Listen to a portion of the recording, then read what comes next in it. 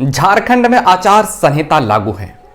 दो पार्टियां दावा करती है, बीजेपी की सरकार और जेएमएम की सरकार, महागठबंधन की सरकार। अब सरकार बनेगी किसकी, यह फैसला जनता को करना है। लेकिन अब सवाल यह है कि दोनों तो पार्टियां अपने अपना दावा करती है, दोनों आरोप प्रत्यारोप लगाते हैं। जेएमएम वाले यानी महागठबंधन वाले बीजेपी पर आरोप लगाते हैं, बीजेपी वालों ने ये नहीं किया, ये नहीं किया, ये नहीं किया। लेकिन बीजेपी वाले जेएमएम वाले पर आरोप लगाते हैं कि जेएमएम ने ये शासन व्यवस्था सही नहीं है, बेरोजगारों को रोजगार नहीं दिया, वगैरह वगैरह बहुत सारे होते हैं। लेकिन अब सवाल यह है कि सत्ता में कोई भी पार्टी अगर बनती है या सत्ता में आती है तो फिर सत्ता संभालने के बाद, यानी जेएमएम की सरकार अगर बनती है तो सत्ता संभालने के बाद, या फिर बीजेपी की सरकार अगर बनती है तो सत्ता संभालने के बाद क्या युवाओं को रोजगार मिल पाएगा? युवाओं को रोजगार मिल पाएगा? पिछले 5 सालों से जेएमएम की सरकार है, महागठबंधन की सरकार है, लेकिन आपने सुना होगा, आपने देखा होगा कि कितने युवाओं को रोजगार मिला? आपका जवाब होगा बिल्कुल नहीं मिला।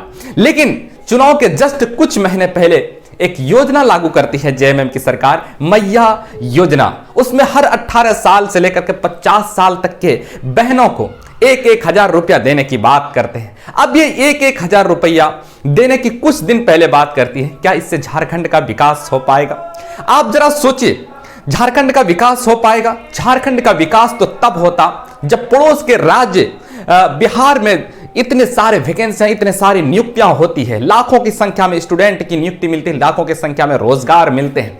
लेकिन जस्ट सटे झारखंड की सरकार बिल्कुल पूरी तरह से विफल रही है रोजगार देने में। अब ऐसे में सवाल बनता है, क्या युवाओं का गुस्सा तो होना लाजमी है कि अपने ही झारखंड में, अपने ही राज्य में इतना भीख मांगने की नौबत अगर आए सरकार से, तो युवाओं को इसका जवाब देना चाहिए। मेरे ख्याल से युवाओं को इसका जवाब देना चाहिए कि सरकार किसकी लाए जो युवाओं के भविष्य के बारे में सोचे। लेकिन इस झारखंड में हमारे युवाओं को रोजगार के बारे में कोई भी सरकार अब तक बात नहीं करती है। चाहे जेएमएम की महागठबंधन की सरकार हो, चाहे